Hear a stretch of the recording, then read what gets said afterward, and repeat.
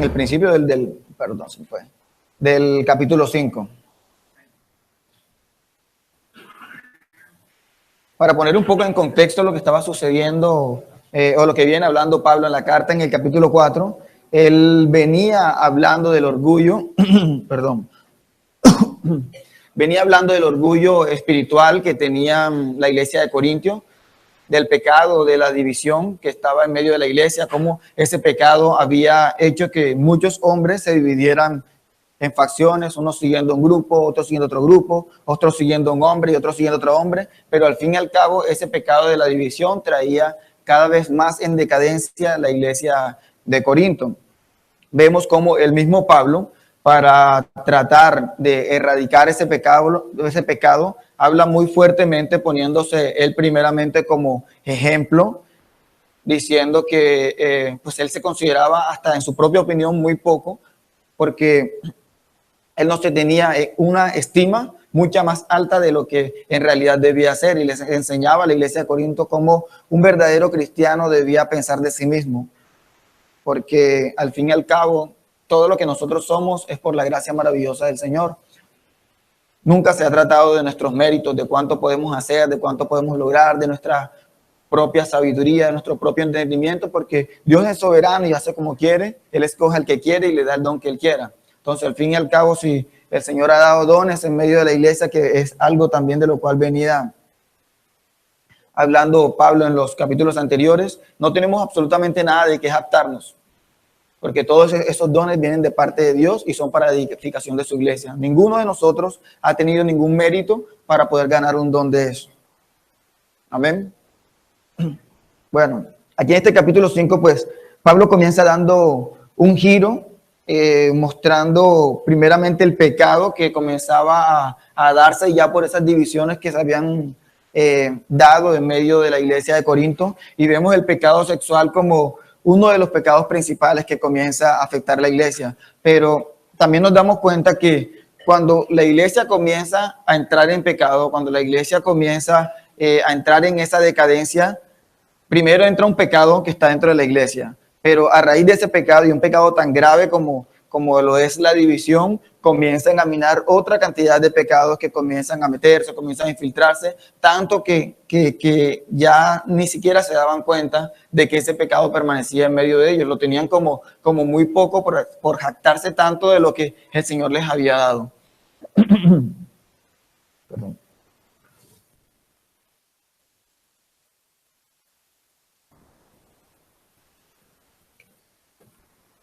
Capítulo 5, versículo 1, dice: me cuesta creer lo que me informan acerca de la inmoralidad sexual que hay entre ustedes, algo que ni siquiera los paganos hacen.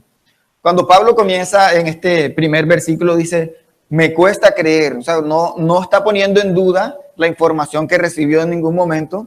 Lo que está diciendo es, miren, esto que me están diciendo de verdad que es increíble, o sea, no hay ninguna manera de que nosotros podamos permitir eso, o sea, es inconcebible para una iglesia cristiana estar permaneciendo en esta clase de pecado, esta clase de inmoralidad sexual que es la que comienza a mencionar Pablo. Hoy en día todavía podemos darnos cuenta cómo vemos y escuchamos cosas en medio de la iglesia y nosotros decimos o sea, me cuesta creer que un cristiano haga esta cosa, me cuesta creer que un pastor, entre comillas, llegue hacia este punto. Entonces vemos y comenzamos a ver cómo Pablo está haciendo énfasis en esta parte solamente para dar a demostrar y dar a entender de que él está anodadado y sorprendido de cómo se tolera ese pecado en medio de la iglesia. Dice, me cuesta creer lo que me informan acerca de la inmoralidad sexual que hay entre ustedes, algo que ni siquiera los paganos hacen. Cuando Pablo dice que es algo que ni siquiera los paganos hacen, no es porque en medio de los paganos nunca se haya visto el pecado de inmoralidad sexual del que comienza a hablar Pablo aquí. Lo que está haciendo aquí Pablo es ratificar mucho más lo que está hablando al inicio del versículo, diciendo, o sea, mira, es inconcebible porque ni siquiera los paganos llegan a este punto como para que nosotros los cristianos estemos dando de qué hablar. Este pecado que estaba en medio de la iglesia era público, o sea, no era algo oculto que que pues había un hermano sentado que nos tenía engañados. No, aquí no estaba pasando eso. Aquí el pecado era público, todos sabían, y por eso Pablo dice, o sea, me cuesta creer no solamente que el pecado está entre ustedes, porque bueno, listo, el pecado se infiltró, sino me cuesta creer que el pecado está allí y todos ustedes los que están alrededor están aprobándolo. Están aprobando ese pecado y afuera eso es visto tan terrible, es un pecado tan terrible a los ojos de Dios, que nosotros aquí en medio de la iglesia, pues lo que está hablando Pablo, ustedes lo aceptan como si fuese algo normal, o sea, algo que los paganos reprochan, algo tan inmoral que los paganos reprochan, nosotros todavía lo aceptamos como si fuese algo bueno. Me dicen que un hombre de su iglesia vive en pecado con su madrastra. Aquí me dicen, es muy importante pues recalcar, porque no se trata de chisme, no se trata de que comenzaron a murmurar, no se trata de que la gente no sabía, no se trata de que el chismoso de la iglesia fue y llegó donde Pablo y le dijo, mira, te voy a decir esto, pero no le cuentes a nadie porque me metes en problemas. O sea, no se trata de eso.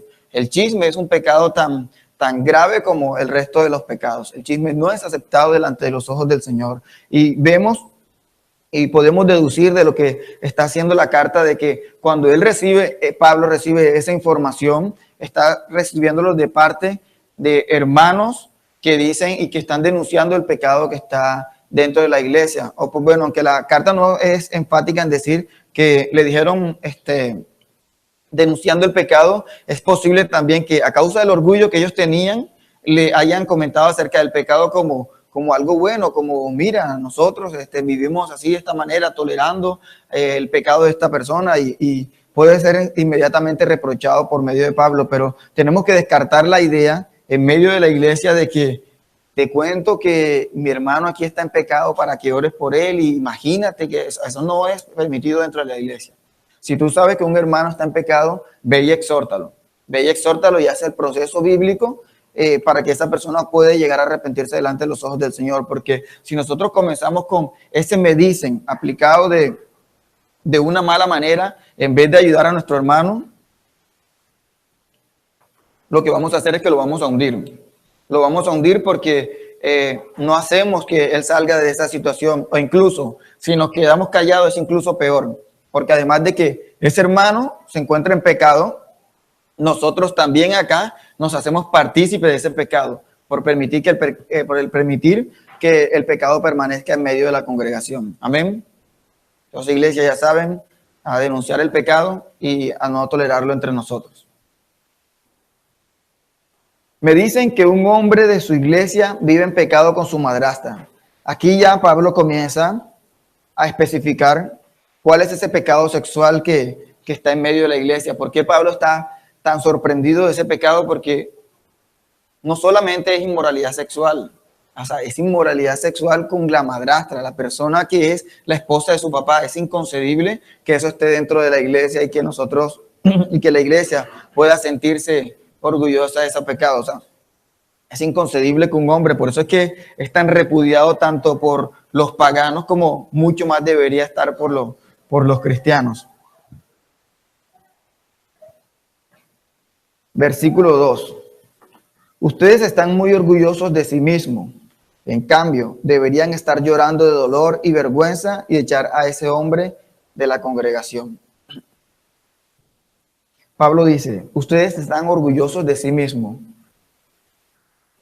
El pecado de la división y del orgullo que tenía la iglesia de Corinto, de la cual hemos estado hablando en las últimas clases, en los primeros capítulos, ese pecado los había llevado al punto de estar tan ciegos que ya ellos no veían el pecado, o mejor dicho, no veían la magnitud del pecado, la gravedad del pecado en las personas que estaban en medio de la congregación. Ellos se sentían orgullosos porque es muy probable que pudieran decir, bueno, nosotros somos tan tolerantes, nosotros conocemos a ese Dios de amor y lo manifestamos no juzgando a nuestros hermanos, sino que esperando a que el Señor actúe en ellos, esperando a que el Señor continúe en ese proceso. Y hoy en día escucho mucho eso en medio de los cristianos. Perdón. No, el Señor me tiene en un proceso, y de verdad que permanecen en ese proceso una cantidad de tiempo que pues yo no sé cómo van a salir porque están requete procesados. Pero eso no es lo que está hablando la palabra del Señor, porque el proceso bíblico de santificación en el cual nosotros como cristianos debemos estar es el Señor nos muestra en qué estamos fallando, el Señor nos enseña en qué estamos cayendo, qué es lo que estamos haciendo mal, y nosotros verificamos a la luz de la palabra cuál es la voluntad del Señor en cuanto a esa situación y tomamos medidas inmediatamente para cambiar. Es posible que un mal hábito no se dé el cambio tan drásticamente, pero en nosotros debe estar esa disposición de cambiar y no esperar a que ese proceso culmine, porque ese proceso puede culminar en la muerte del hermano. Hay preguntas por allá, hermano Moisés.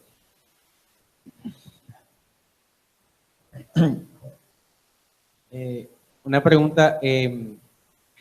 Veo que de pronto dentro del contexto de este capítulo específicamente no hay una palabra como en capítulos anteriores que habla de amados hermanos. Lo digo porque Pablo inmediatamente habla de esa persona específica, no como un hermano, sino como un hombre que está viviendo con una madrastra, con su madrastra, y inmediatamente le dice a las personas de la iglesia que lo echen de la congregación.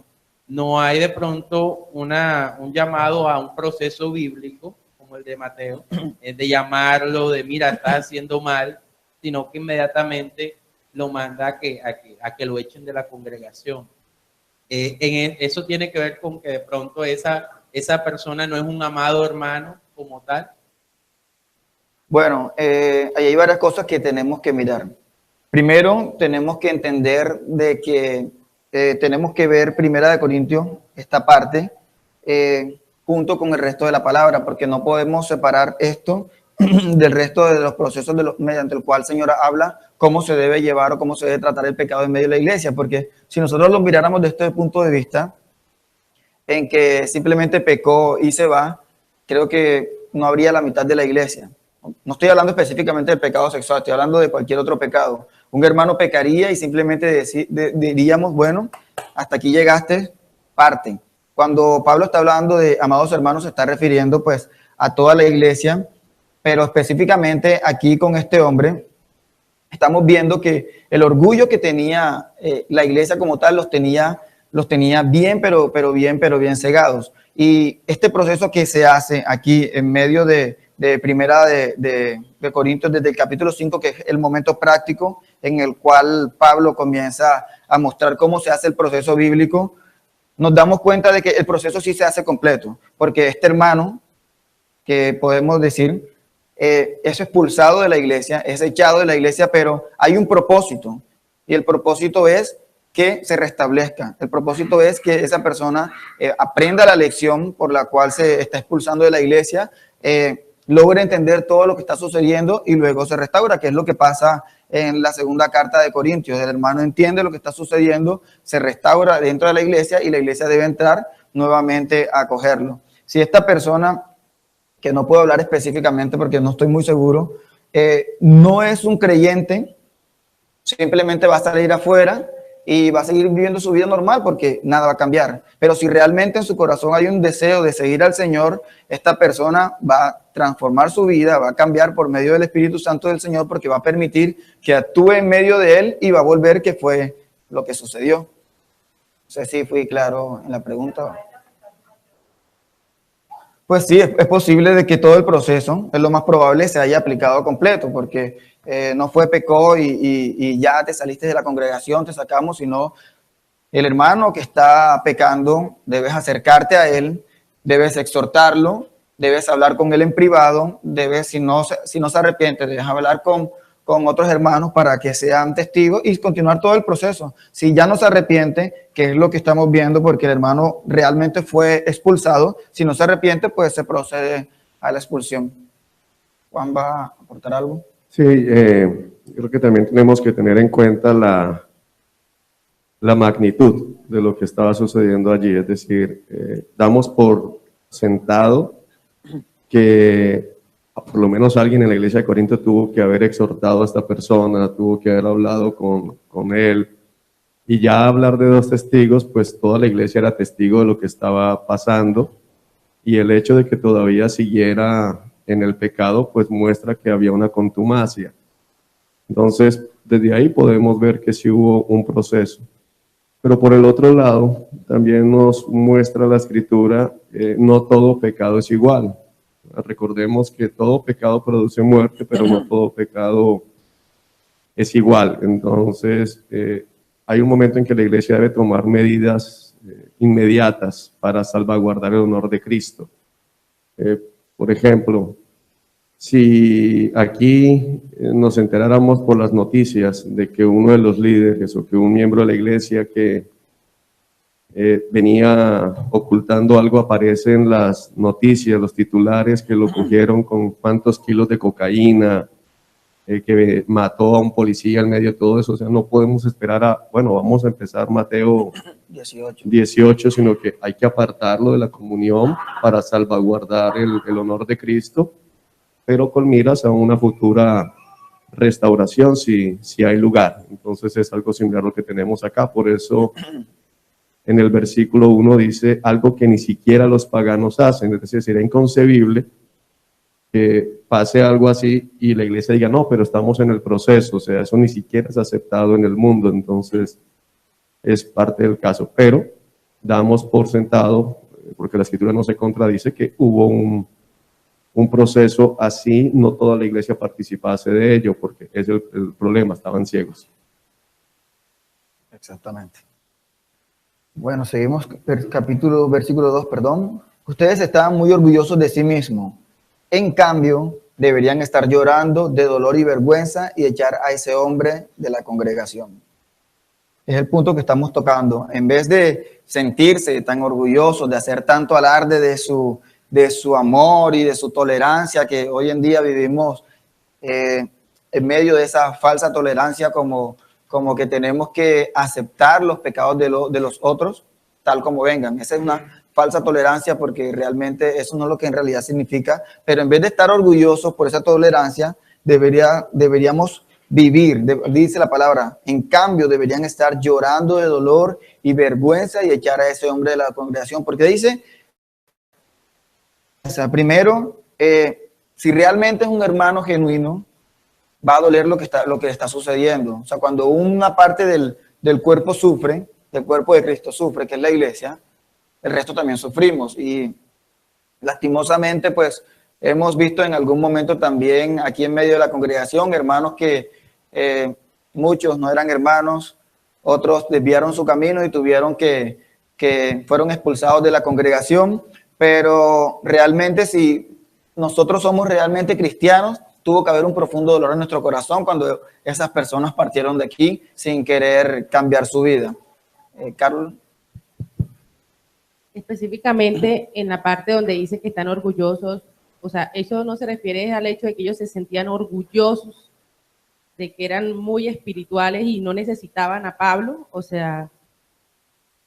No, esa parte, la parte del orgullo espiritual específicamente del cual ellos están hablando, es el pecado que viene hablando en los capítulos anteriores, que ellos sí se sentían orgullosos de todo eso que estaba sucediendo, pero aquí vemos por medio del contexto del que está hablando, en el versículo 2 dice, deberían llorar de dolor y vergüenza, ¿sabes? Porque ese orgullo de ese pecado los hacía sentir bien con lo que estaba sucediendo, los hacía sentir contentos con tener un hermano, perdón, así en medio de la congregación, y eso los llenaba de alegría, porque ellos creían que estaban haciendo lo correcto y lo que era bueno, aceptarlo tal cual y como venía con su paquete de pecados. Entonces ellos pensaban que estaban haciendo lo correcto, pero el versículo 2 aquí nos lleva a mostrar la diferencia entre esa parte, porque ese pecado de orgullo espiritual, del cual viene hablando en los capítulos anteriores, es el que desencadena que estos pecados comiencen a manifestarse. Y el primero que comienza a mostrar es el pecado sexual, pero vemos en medio de toda la carta que comienza a condenar primero este pecado, pero luego comienzan a aparecer muchos más pecados. Comienza a aparecer la avaricia, comienza a aparecer incluso que se emborrachan en medio del servicio, o sea, algo realmente terrible. Entonces, ese orgullo del cual ellos sentían era sentirse bien conforme con lo que estaba sucediendo. Sí, importante ahí recalcar eso, o sea, ese es el orgullo de la tolerancia. de somos más espirituales que los demás, porque nosotros sí hemos aprendido a poner en práctica el segundo mandamiento más importante. Entonces, amamos a este adúltero como a nosotros mismos. A eso es lo que más se refiere, y de eso es que hoy vive la iglesia, de jactándose de que aceptan al pecador contumaz en medio de la iglesia y nadie hace nada. Es sobre eso que están. Pero lógicamente es derivado de ese primer orgullo que es manifestado en los capítulos anteriores. Por eso Pablo aquí específicamente dice, deberían estar llorando de dolor y vergüenza. Deberían sentirse avergonzados por tener esa clase de pecados en medio de su congregación. O sea, no es algo, como era un pecado tan abierto, todo el mundo hacía alarde a lo bueno y lo tolerante que podía ser, pero en vez de eso debería ser vergonzoso, eso es como decir, pongámoslo en un contexto familiar, que nosotros pudiésemos decir, bueno, yo estoy muy contento porque en mi casa, pues, mi hermana es prostituta. Eso de verdad es una gran labor porque ella está trabajando arduamente. O sea, si lo miráramos de ese punto, sería ilógico que yo llegara a pensar realmente eso, que en medio de mi casa, pues, mis hermanos de sangre, yo pudiera hacer alarde de que mi hermana está muy bien por eso. Es lo mismo aquí como hermanos en Cristo. Yo poder hacer alarde bueno, mira a mi hermano, es homosexual, es inmoral, se acuesta con todas las que pueda. O sea, es hacer alarde de eso, y eso es algo realmente vergonzoso para nuestra vida. El Señor siempre hace mucho énfasis en el que el pecado sexual es detestable a los ojos del Señor. Hace una gran diferencia ahí entre muchos otros pecados, diciendo, este pecado delante de mí es detestable, o sea, lo aborrezco, o sea, produce náuseas ver ese pecado en medio de la iglesia. Es algo bien terrible para el Señor, y debería ser bien terrible para nosotros. Amén. Y echar a ese hombre de la congregación. Aquí nos muestra, pues, la primera acción que se debe hacer es, pues, no toleramos el pecado. Si esa persona no se arrepiente, no puede permanecer aquí. Ayer creo que fue ayer en medio del estudio de teología, pues mirábamos cómo la gentuza que se había filtrado en medio del pueblo de Israel al momento de salir de Egipto, vemos cómo esa gentuza hizo tanto daño después de que salieron y partieron, porque pues creyeron que podían tener mejor opción con este Dios, pero realmente no había un arrepentimiento de parte de ellos. Por eso es que nosotros tenemos que hacer esa separación, de sacar al hermano que es inmoral de medio de la congregación, porque si realmente es hermano, se va a restaurar y va a volver. Pero si lo seguimos tolerando aquí, lo que seguimos haciendo nosotros con esa falsa tolerancia es condenarlo, porque el día que Cristo venga, ese día va a ser terrible. Entonces, todo ese amor que decíamos profesar, todo ese amor que manifestábamos, se convirtió en la peor y terrible consecuencia que ese hombre podía tener. Nosotros por tolerarlo y él por cometerlo.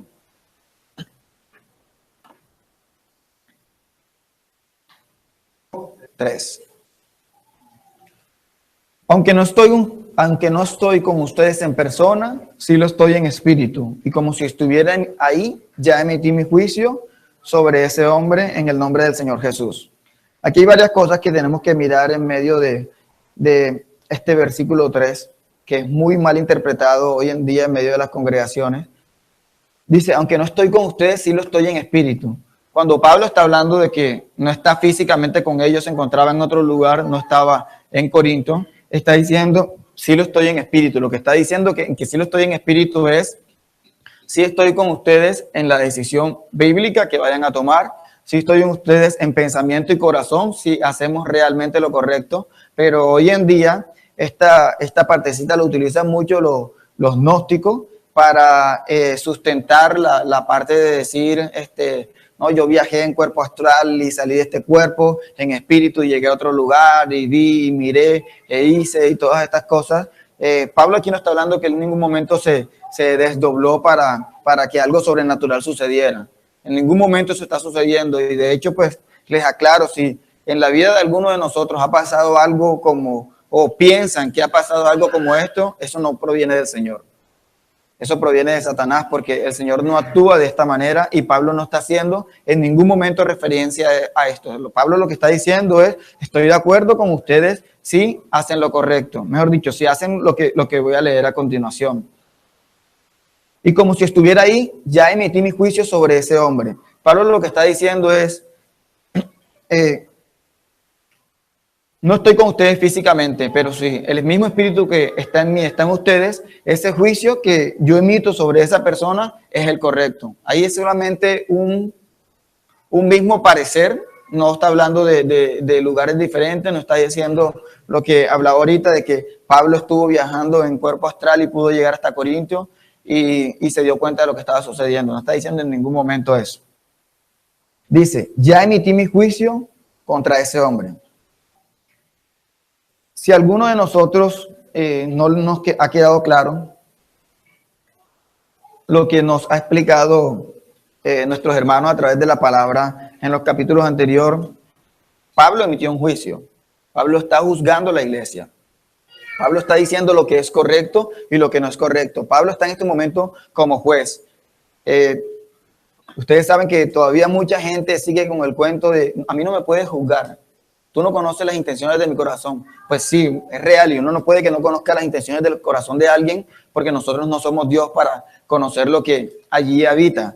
Pero si hay buenas intenciones en tu corazón, lo más seguro es que hay buenas obras también manifestándolo.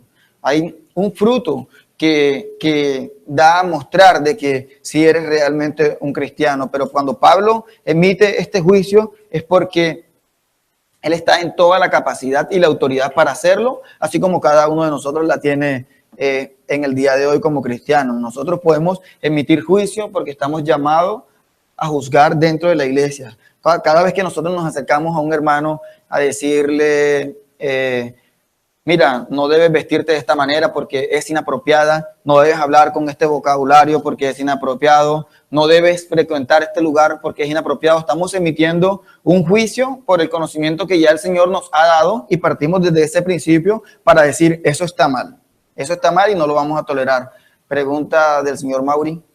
No es pregunta, pero ahí ahora en esos evangelios tradicionales he escuchado gente que utiliza, bueno, no sé si se basen en esto, pero estoy como acomodándolo, donde dice que ya emití mi juicio sobre ese hombre en el nombre del Señor Jesús. Hay muchos que dicen que podemos declarar, al ser hijos del Señor, nosotros tenemos poder de palabra en declarar cosas y de pronto pueden tomar esta parte y decir que allí Pablo está declarando algo y está además emitiendo un juicio en el nombre del Señor Jesús.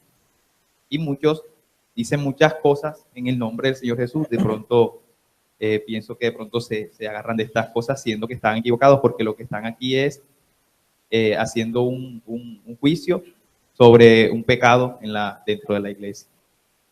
Sí, lo que está diciendo aquí la palabra es que Pablo emitió un juicio en contra o sobre este hombre, por lo que él ya sabe y conoce de la palabra y por lo que ha venido practicando porque el Señor le ha demostrado, porque pues es un principio que está en la palabra desde el Antiguo Testamento, porque cada vez que un hombre bajo la ley mosaica llegaba y apedreaba a otro y ponían castigo y ponían todas estas clases de sentencias sobre los que estaban pecando, estaban emitiendo juicio. O sea, no estaban haciéndolo por su propia voluntad, estaban haciéndolo porque la ley de Moisés ya decía, quien hace esto, tiene esto como consecuencia. Entonces ya hay un juicio emitido. Y cuando habla de la parte de en el nombre del Señor Jesús, es porque está Cristo aprobando lo que ellos están diciendo. Hoy en día esa palabra es cliché. Es cliché porque lo utilizan muchas veces gente declara, como dices tú, eres sano en el nombre del Señor Jesús. Nosotros no tenemos poder para declarar, nosotros no tenemos poder para decretar nada de lo que ya nos haya dicho la palabra del Señor, de lo que no nos haya dicho la palabra del Señor. El hombre tiene poder para declarar y decretar lo que es Dios y lo que ya sabemos que es Dios. La palabra nos enseña todos los atributos de Dios y eso es lo que podemos declarar y decretar porque es invariable, o sea, no hay un cambio. Pero de parte de nosotros no podemos declarar y decretar porque ¿quiénes somos los hombres para poder decir si eres sano y te sanas?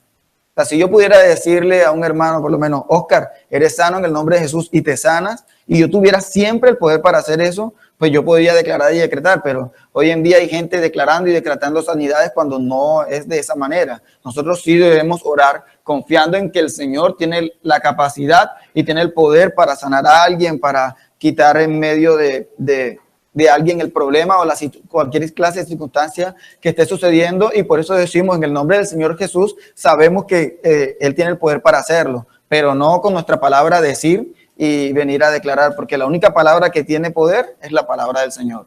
Amén. Nuestra palabra es inválida y anulada en cuanto a poder decretar o hacer algo. ¿Quedó claro?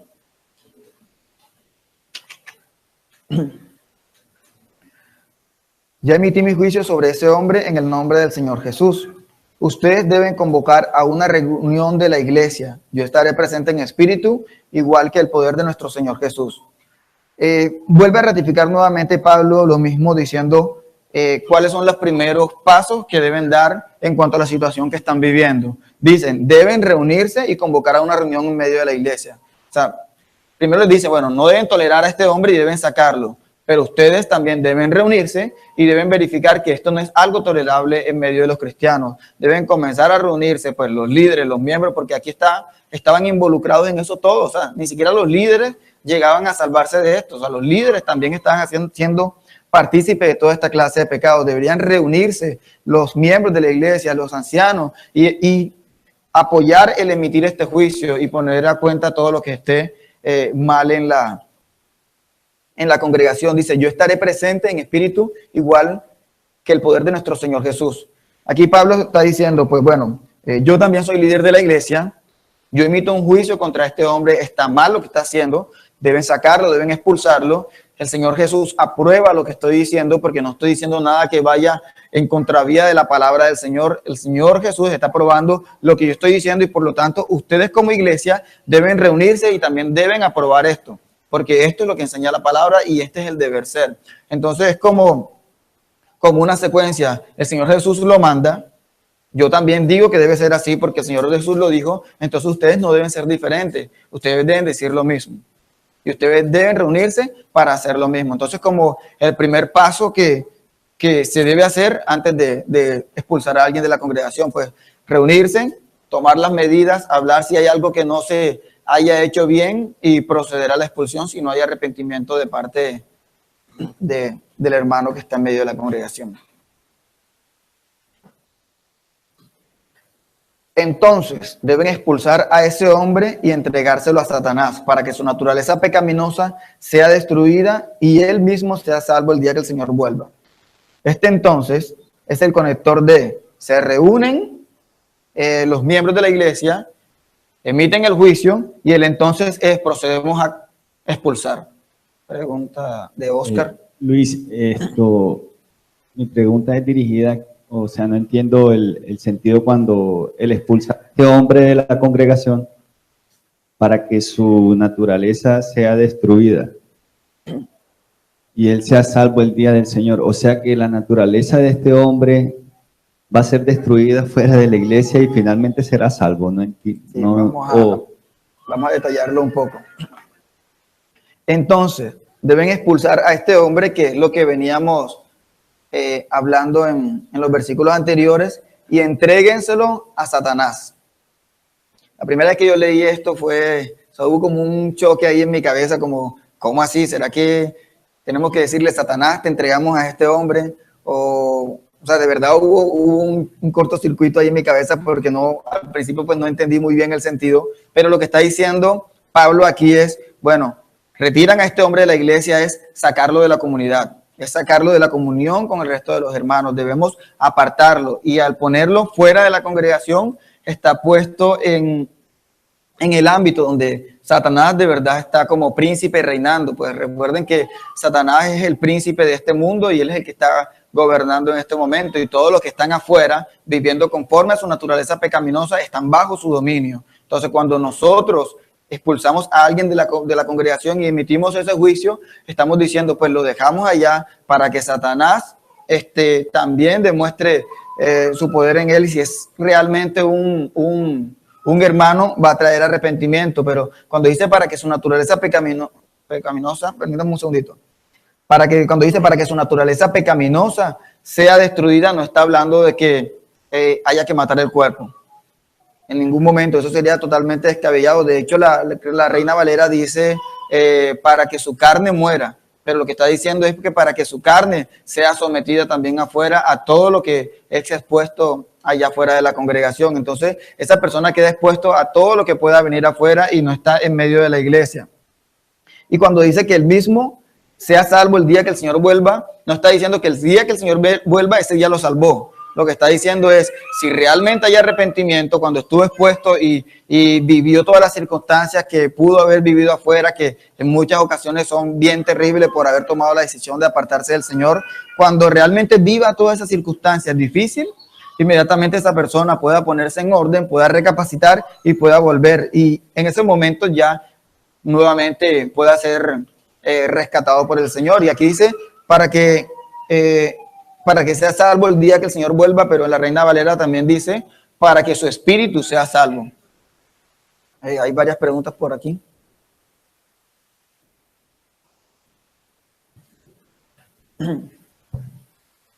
Buenos días, hermano. Buenos días.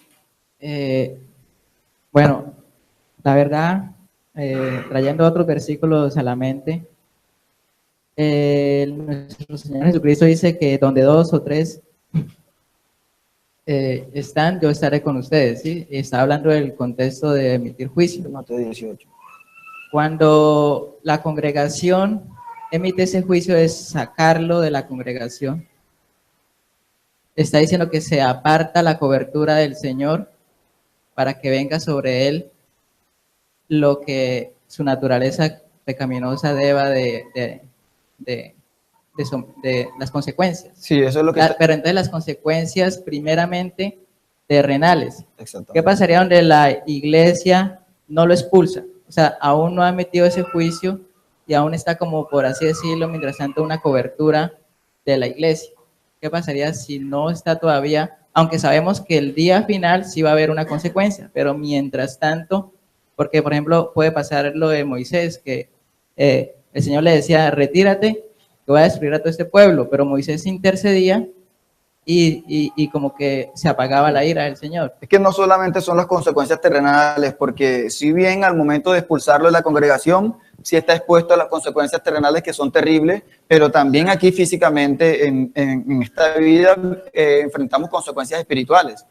El apartarse del Señor es tener una mala relación con Dios, porque recuerden que todos los hombres tenemos una relación con Dios, ya hay una consecuencia espiritual. El Señor no te está acompañando en ningún momento, y qué peor consecuencia espiritual que ya no estar en comunión con el Señor. Entonces no solamente son consecuencias terrenales, sino también consecuencias espirituales. Y la otra parte que decías acerca de qué pasaría si lo dejamos en medio de la congregación, estamos haciendo mal lo que el Señor nos está diciendo. Estaríamos en pecado nosotros porque estamos tolerándolo, y el pecado, como vamos a ver ahorita un poco más adelante, el pecado tolerado en medio de la congregación se crece como una gangrena. Se crece e infecta y contamina a cada uno de los miembros. Sí, dos cosas para resaltar allí. Cuando habla de que se destruya su naturaleza pecaminosa y que él mismo sea salvo, no podemos llegar a pensar que una persona es expulsada, le va mal y entonces se salva por sufrimiento, porque algunos pueden llegar a verlo de esa manera. Es decir, el propósito cuando dice para que su carne muera, es lo que tiene que suceder con el cristiano en el nuevo nacimiento, que muera para que venga a la vida. Lo que se espera es que esta persona que fue expulsada de la congregación, al verse fuera de la comunión con el Señor, pueda morir a su carne, morir a sí mismo, aún enfrentando muchas dificultades, porque puede llegar dificultades más fuertes, y se arrepienta. Es decir, es importante eso, porque si no estaríamos generando una nueva doctrina, la salvación por sufrimiento, la salvación por muerte del cuerpo. Y en el otro punto, ¿qué pasa con una persona que no se expulsa? Es que sigue engañada. O sea, no podemos pensar que al final el Señor, bueno, no te expulsaron, me tocó recibirte en el cielo, sino que esa persona va a permanecer engañada porque lo siguen recibiendo en la iglesia y él piensa, estoy bien. Que eso es una de las cosas que suceden mucho. Entonces, un hermano en una iglesia hace todo mal, merece ser expulsado, se va para otra congregación y el pastor simplemente lo recibe porque quiere tener más gente en la iglesia, le dice que todo está bien, la persona sigue pensando que está bien, porque está dentro de la iglesia, pero lo importante es cómo está delante del Señor. Ahí tenemos que recordar que el tener la aceptación de membresía de una iglesia no significa que esté escrito en el libro de la vida. Y lógicamente el Señor no está sujeto a las equivocaciones de la iglesia. Es decir, que si yo no expulso a Leonardo porque está haciendo las cosas mal, entonces Dios tiene que seguir bendiciéndolo porque es miembro de la iglesia. Eso es pensar que Dios está sujeto a mis decisiones. Es decir, Dios va a estar tratando con esa persona individualmente, pero también va a tratar con la iglesia por no proceder como tiene que proceder. Por allá levantaron la mano también.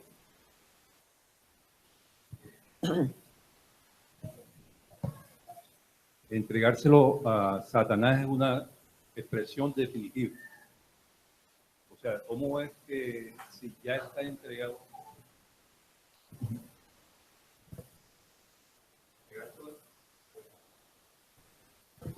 Aló. Entregárselo a Satanás es una expresión definitiva. O sea, ¿cómo es que si ya está condenado, Satanás se va a dividir contra sí mismo? Porque dice para que su naturaleza sea destruida. Como quien destruye la naturaleza es el mismo Señor. Pero si ya está condenado, no escucho muy bien.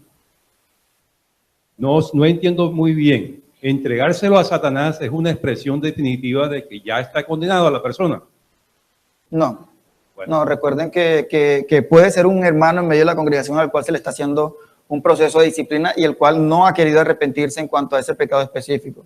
Lo que está diciendo, se lo entregamos a Satanás, lo expulsamos de la congregación y queda expuesto a todo lo que Satanás puede hacer, porque también hay que ver que todo lo que Satanás hace es porque también es permitido de parte del Señor. El Señor es quien permite que estemos expuestos a ciertas situaciones o no. Entonces, al sacarlo de la congregación, él queda expuesto totalmente para que Satanás pueda también ejercer su trabajo ahí en medio de él.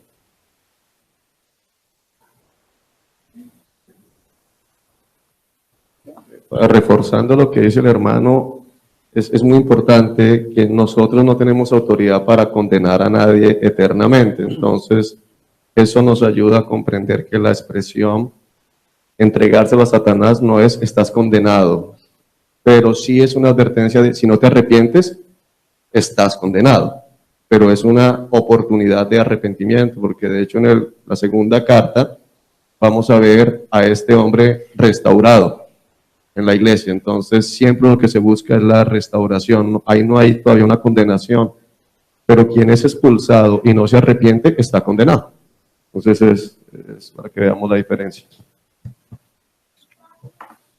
O sea, bueno, entonces, conforme a lo que nos han explicado, entiendo que este espacio es, en un concepto amplio, o sea, misericordia de Dios es enorme, porque digo yo, una persona que es expulsada, ¿verdad?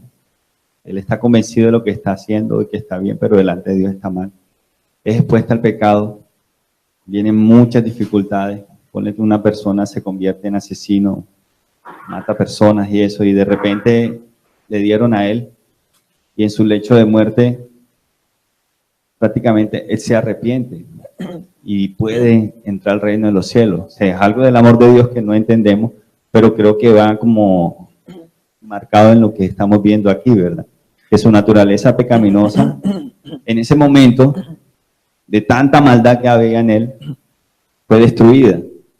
Se arrepintió y pudo entrar al cielo. O sea, lo entiendo así, no sé si estoy equivocado. Sí, sí hace parte de la misericordia del Señor, porque todo el proceso de disciplina que se explica en la palabra aquí en 1 Corintios, que se explica en Mateo 18, que se explica en cuanto al divisor, termina siendo misericordia del Señor para que nosotros nos arrepintamos. Nunca la intención de esto es sacar a la gente de la congregación y listo, que le pasa ya lo que le quiera pasar y nosotros nos quedamos solos acá. Es un proceso en el Señor busca restaurar a una persona, es un proceso en el que el Señor ejerce misericordia sobre esa persona, porque aun cuando nosotros somos probados, somos disciplinados, somos castigados, el Señor está mostrando su amor. La disciplina no es odio de parte de quien la está ejerciendo. De hecho, cuando nosotros ejercemos disciplina sobre nuestros hijos, es porque los amamos y queremos corregirlos. De la misma manera, el Señor ejerce disciplina sobre la iglesia, y por eso es todo este proceso, buscando que haya a futuro realmente un arrepentimiento, y es el que vemos aquí en el caso del hombre inmoral de Primera de Corintios. Para resumir, o sea, técnicamente eso se vuelve como una norma entre la congregación. O sea, cuando una persona está en un pecado en medio de la congregación, es necesario expulsarla. Si realmente es cristiana y al estar expuesta, como dice, al mundo, a Satanás, tiene que arrepentirse porque siente el redarguir, pero si está dentro de la congregación y todo el mundo está cómodo, entonces él va a estar convencido de que está bien, o sea, su carne está levantada. ¿Sí es así? Sí, exactamente, es lo que entendiste.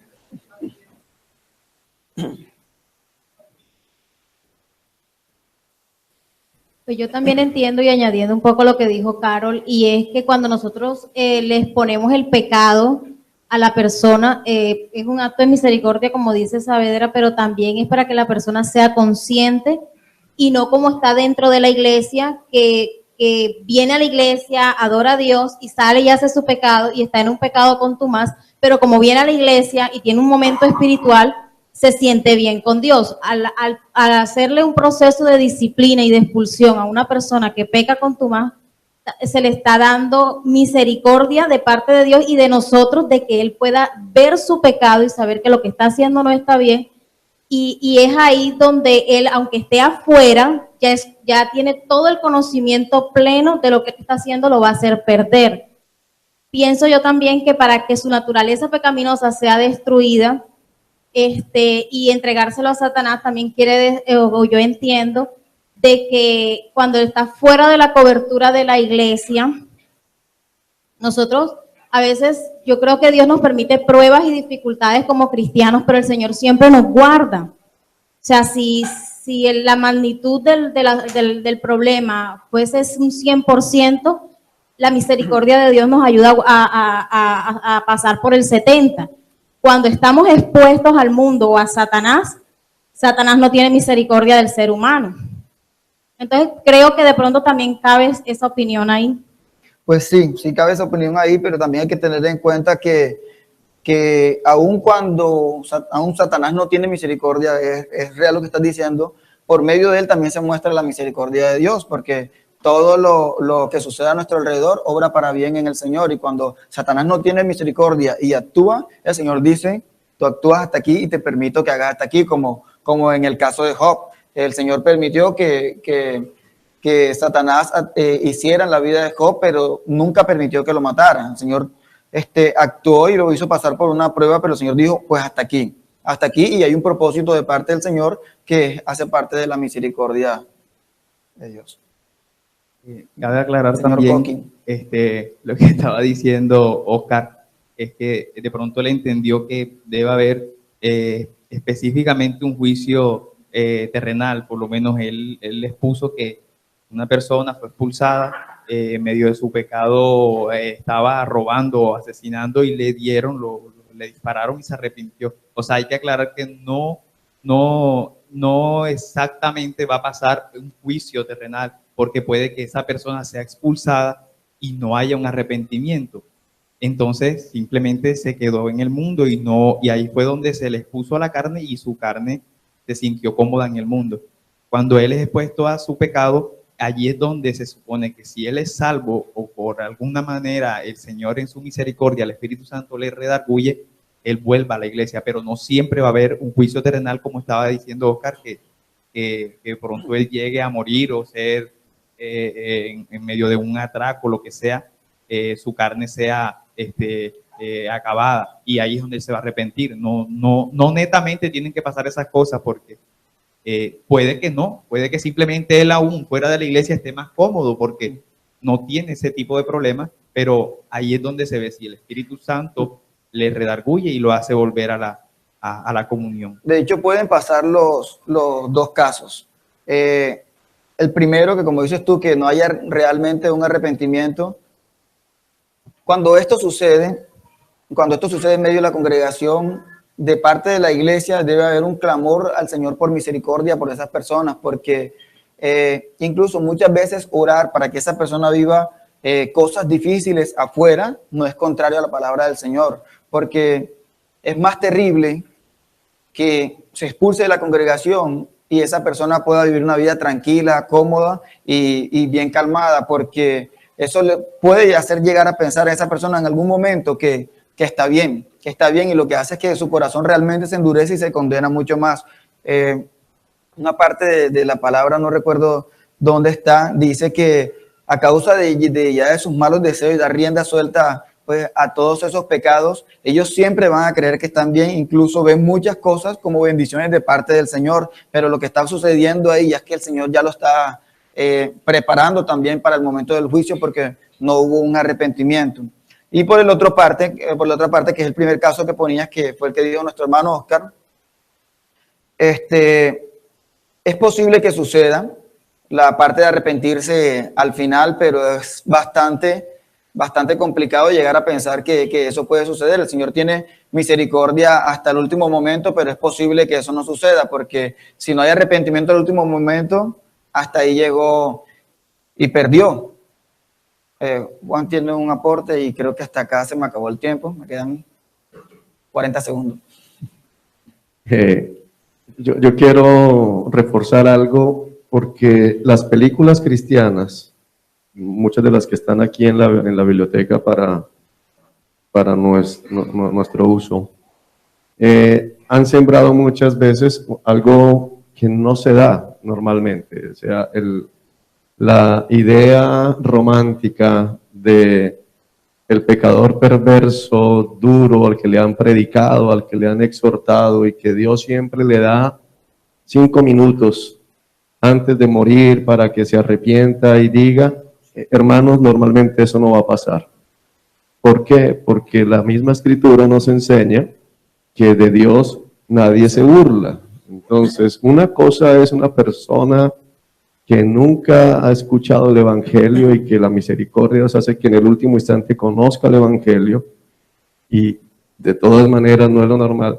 Y otra es alguien que estuvo en la iglesia, que conoce el Evangelio, que conoce la verdad, que no se quiso arrepentir y que Dios lo ama tanto que al final, como sea, le pone a alguien para que le predique y al final murió en pecado, murió en rebeldía, pero dijo, bueno, perdóname. Entonces, hay que sacarnos como mucho eso de la cabeza porque nos hace daño. Y hay gente en la iglesia pensando que, bueno, al final Dios hará algo para que me arrepienta. Y si miramos las estadísticas, no todo el mundo agoniza. No todo el mundo agoniza. La mayoría de las personas mueren instantáneamente. Y si es un accidente, quedan imposibilitados para hablar, para todo esto. Aquí tenemos hermanos que trabajan en unidades de cuidados intensivos y pueden dar fe de eso. O sea, esa es la excepción que confirmaría la regla, pero la mayoría de la gente muere fulminantemente, es decir, estaba durmiendo y ahí quedó, un accidente y ahí quedó, pero esos últimos minutos no son lo normal. Hay que comprender, hay que entender esto, porque nos podemos llevar una idea falsa, equivocada, y tal vez algún hermano comience a pensar, yo sé que estoy mal, pero como estoy en el proceso, Dios al final va a hacer algo, y lo que va a hacer es que te va a echar al infierno. Entonces hay que como que aterrizarnos un poquito ahí.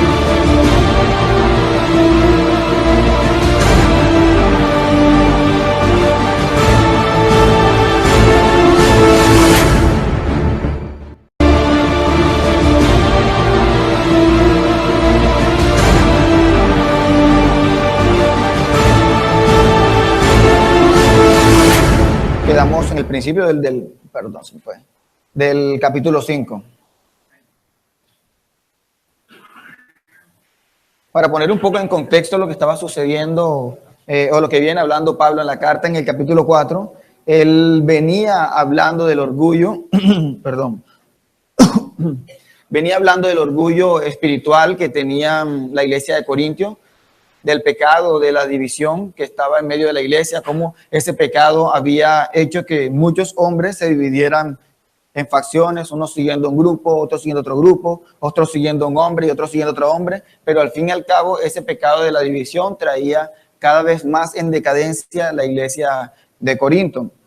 Vemos cómo el mismo Pablo, para tratar de erradicar ese pecado, habla muy fuertemente, poniéndose él primeramente como ejemplo, diciendo que pues él se consideraba hasta en su propia opinión muy poco, porque él no se tenía una estima mucha más alta de lo que en realidad debía ser, y les enseñaba a la iglesia de Corinto cómo un verdadero cristiano debía pensar de sí mismo, porque al fin y al cabo todo lo que nosotros somos es por la gracia maravillosa del Señor.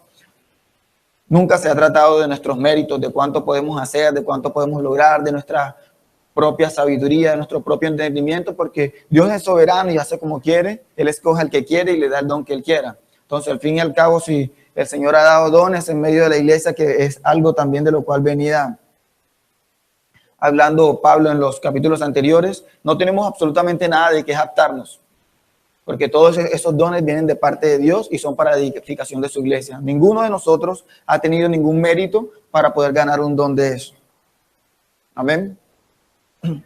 Bueno, aquí en este capítulo 5, pues, Pablo comienza dando un giro, mostrando primeramente el pecado que comenzaba a darse ya por esas divisiones que se habían dado en medio de la iglesia de Corinto, y vemos el pecado sexual como uno de los pecados principales que comienza a afectar la iglesia. Pero también nos damos cuenta que cuando la iglesia comienza a entrar en pecado, cuando la iglesia comienza a entrar en esa decadencia, primero entra un pecado que está dentro de la iglesia, pero a raíz de ese pecado, y un pecado tan grave como lo es la división, comienzan a minar otra cantidad de pecados que comienzan a meterse, comienzan a infiltrarse, tanto que ya ni siquiera se daban cuenta de que ese pecado permanecía en medio de ellos. Lo tenían como muy poco por jactarse tanto de lo que el Señor les había dado.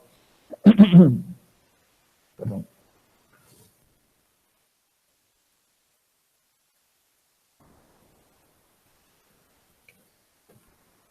Capítulo 5, versículo 1, dice: me cuesta creer lo que me informan acerca de la inmoralidad sexual que hay entre ustedes, algo que ni siquiera los paganos hacen.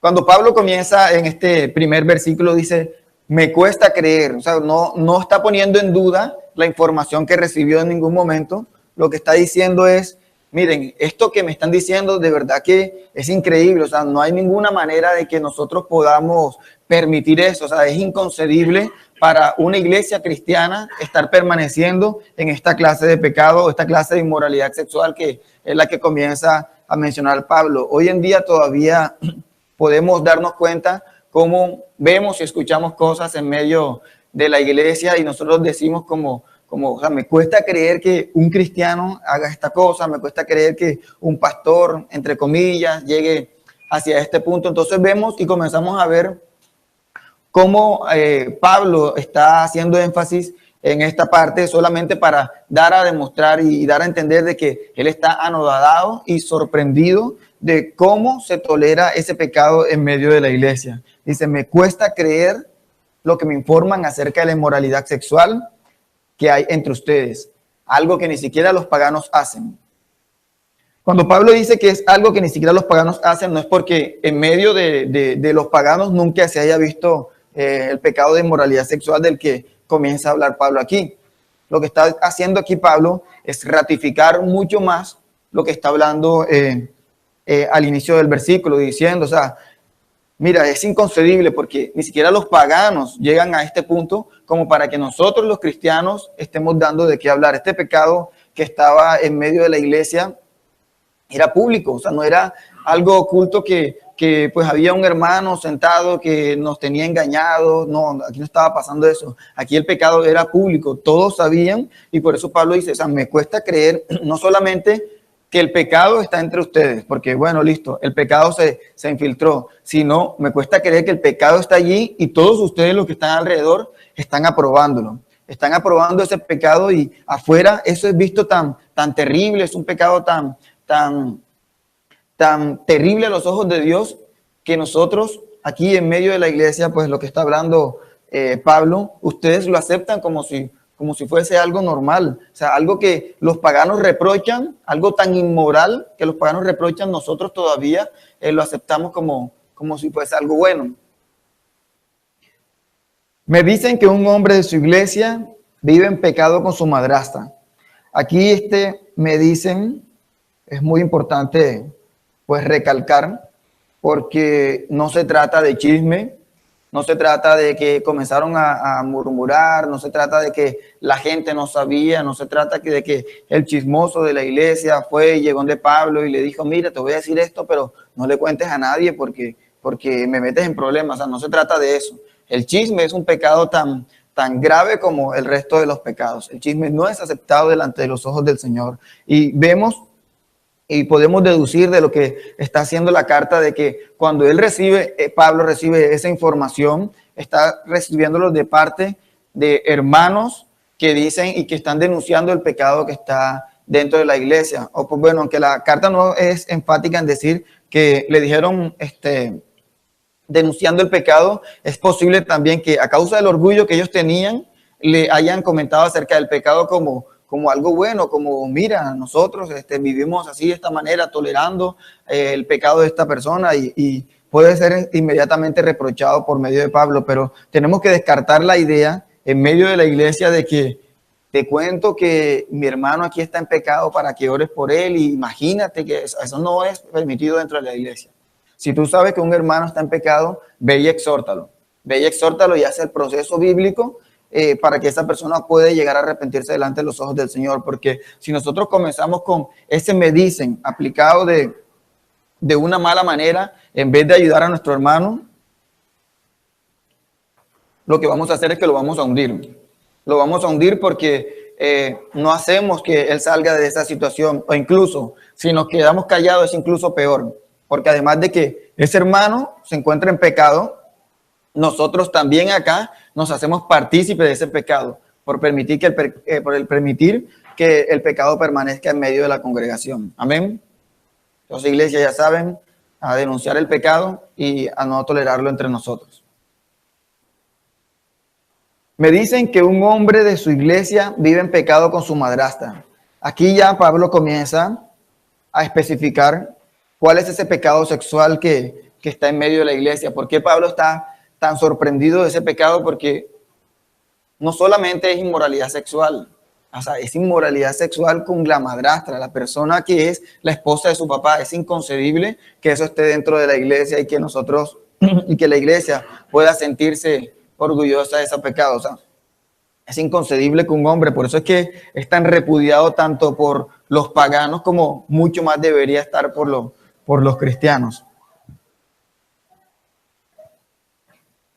Versículo 2. Ustedes están muy orgullosos de sí mismos. En cambio, deberían estar llorando de dolor y vergüenza y echar a ese hombre de la congregación. Pablo dice, ustedes están orgullosos de sí mismos. El pecado de la división y del orgullo que tenía la iglesia de Corinto, de la cual hemos estado hablando en las últimas clases, en los primeros capítulos, ese pecado los había llevado al punto de estar tan ciegos que ya ellos no veían el pecado, o mejor dicho, no veían la magnitud del pecado, la gravedad del pecado en las personas que estaban en medio de la congregación. Ellos se sentían orgullosos porque es muy probable que pudieran decir, bueno, nosotros somos tan tolerantes, nosotros conocemos a ese Dios de amor y lo manifestamos no juzgando a nuestros hermanos, sino que esperando a que el Señor actúe en ellos, esperando a que el Señor continúe en ese proceso. Y hoy en día escucho mucho eso en medio de los cristianos. Perdón. No, el Señor me tiene en un proceso, y de verdad que permanece en ese proceso una cantidad de tiempo que pues yo no sé cómo van a salir porque están requete procesados. Pero eso no es lo que está hablando la palabra del Señor, porque el proceso bíblico de santificación en el cual nosotros como cristianos debemos estar es el Señor nos muestra en qué estamos fallando, el Señor nos enseña en qué estamos cayendo, qué es lo que estamos haciendo mal, y nosotros verificamos a la luz de la palabra cuál es la voluntad del Señor en cuanto a esa situación y tomamos medidas inmediatamente para cambiar. Es posible que un mal hábito no se dé el cambio tan drásticamente, pero en nosotros debe estar esa disposición de cambiar y no esperar a que ese proceso culmine, porque ese proceso puede culminar en la muerte del hermano. Hay preguntas por allá, hermano Moisés.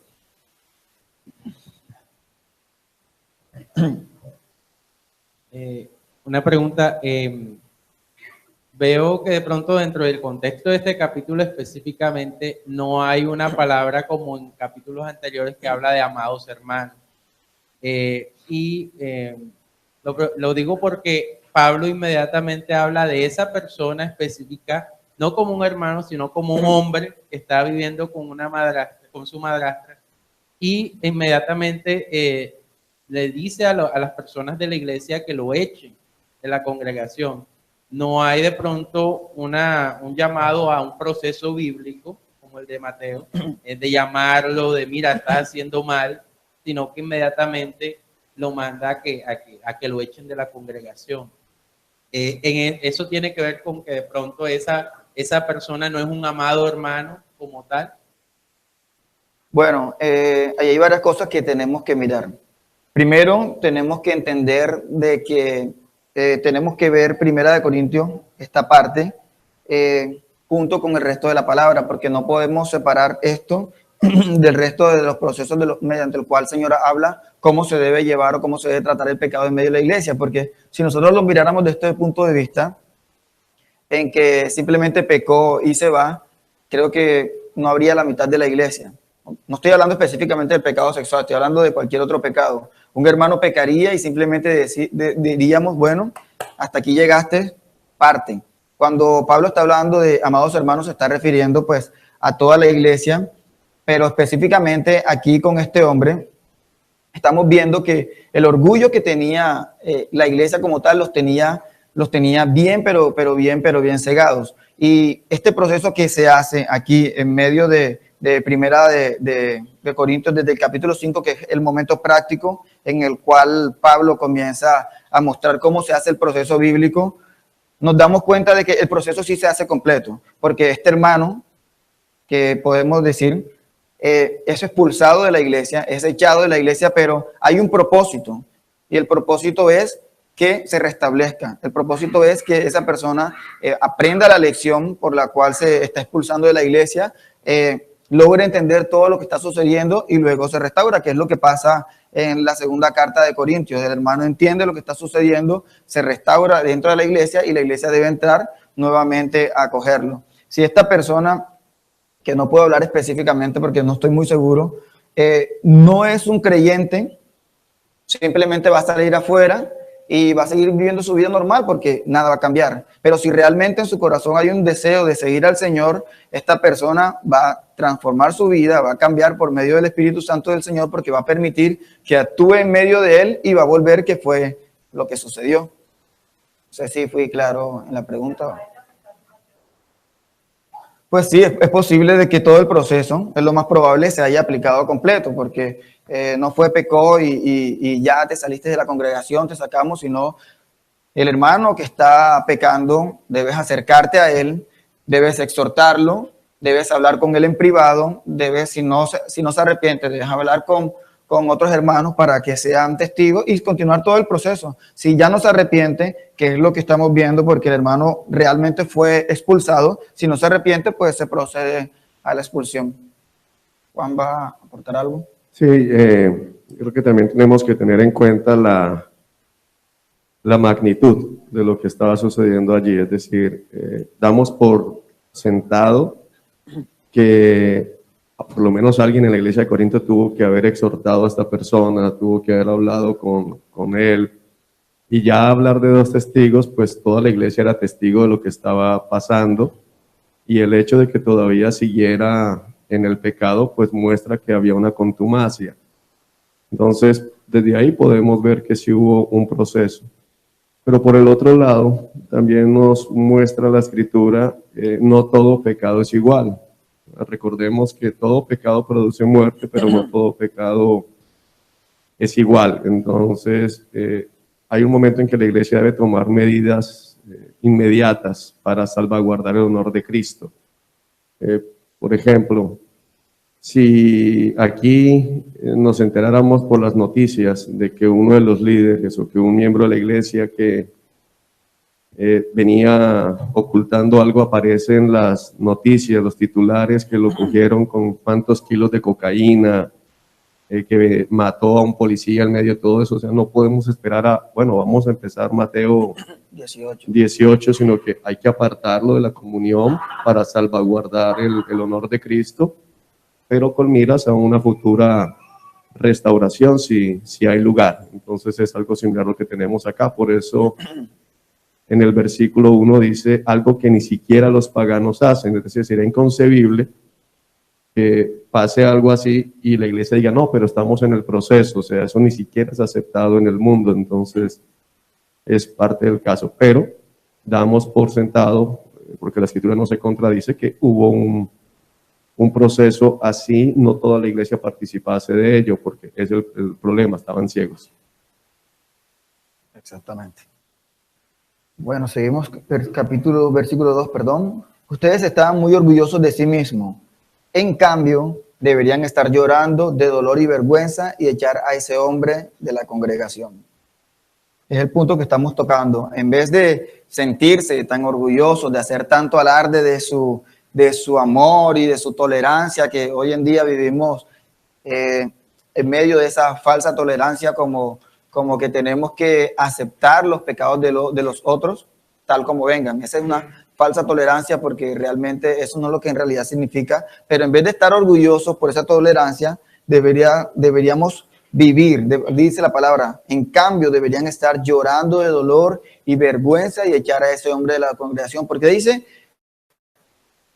o sea, primero, si realmente es un hermano genuino, va a doler lo que está sucediendo. O sea, cuando una parte del cuerpo sufre, del cuerpo de Cristo sufre, que es la iglesia, el resto también sufrimos. Y lastimosamente, pues, hemos visto en algún momento también aquí en medio de la congregación, hermanos que muchos no eran hermanos, otros desviaron su camino y tuvieron que fueron expulsados de la congregación. Pero realmente, si nosotros somos realmente cristianos, tuvo que haber un profundo dolor en nuestro corazón cuando esas personas partieron de aquí sin querer cambiar su vida. Carol.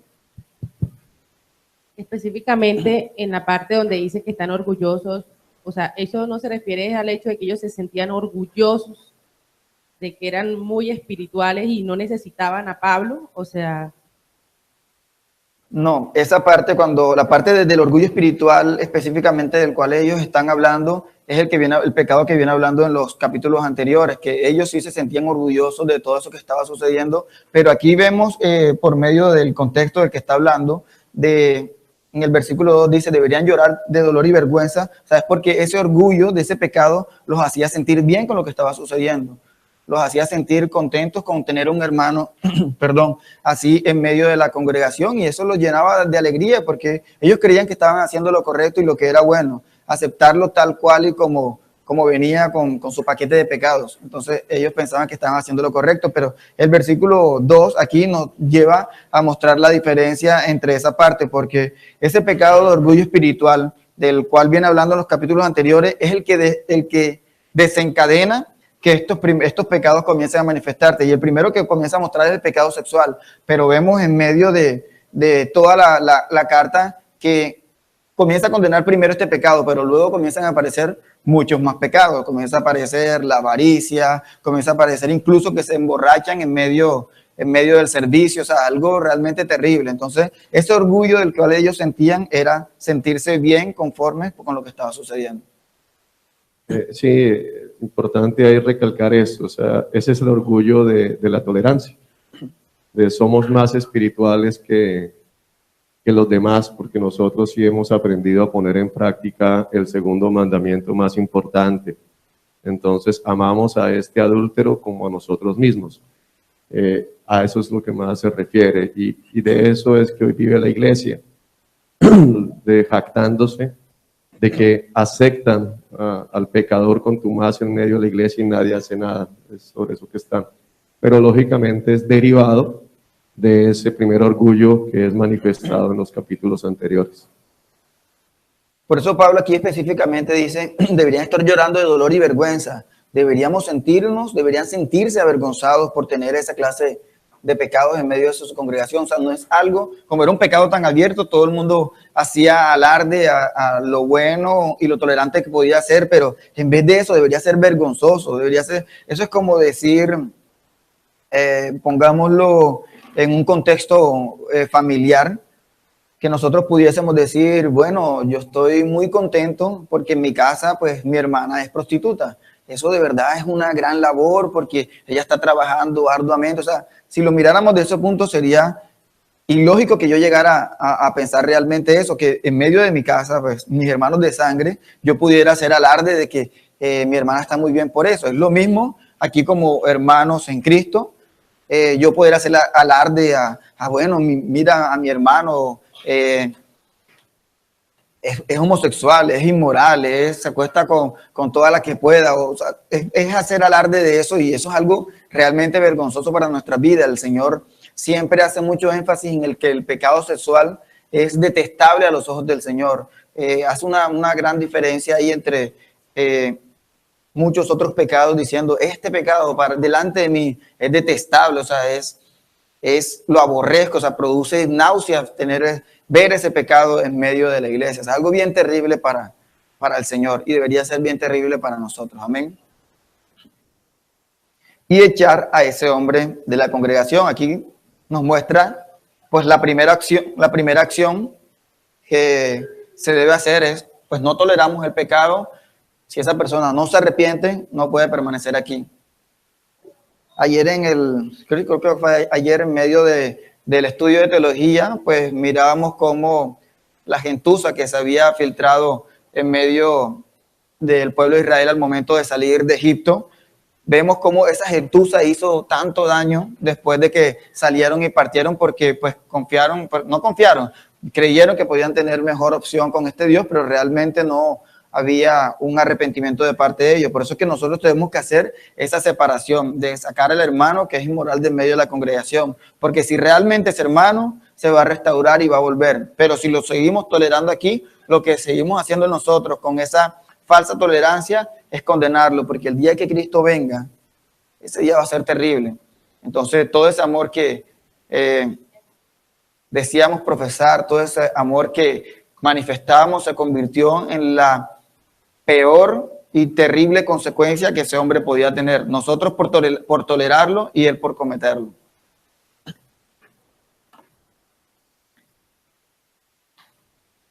Tres. Aunque no estoy con ustedes en persona, sí lo estoy en espíritu. Y como si estuvieran ahí, ya emití mi juicio sobre ese hombre en el nombre del Señor Jesús. Aquí hay varias cosas que tenemos que mirar en medio de este versículo 3, que es muy mal interpretado hoy en día en medio de las congregaciones.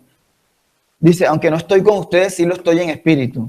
Cuando Pablo está hablando de que no está físicamente con ellos, se encontraba en otro lugar, no estaba en Corinto, está diciendo, sí lo estoy en espíritu. Lo que está diciendo que sí lo estoy en espíritu es, sí estoy con ustedes en la decisión bíblica que vayan a tomar, sí estoy con ustedes en pensamiento y corazón, si hacemos realmente lo correcto. Pero hoy en día esta partecita lo utilizan mucho los gnósticos para sustentar la parte de decir, no, yo viajé en cuerpo astral y salí de este cuerpo en espíritu y llegué a otro lugar y vi y miré e hice y todas estas cosas.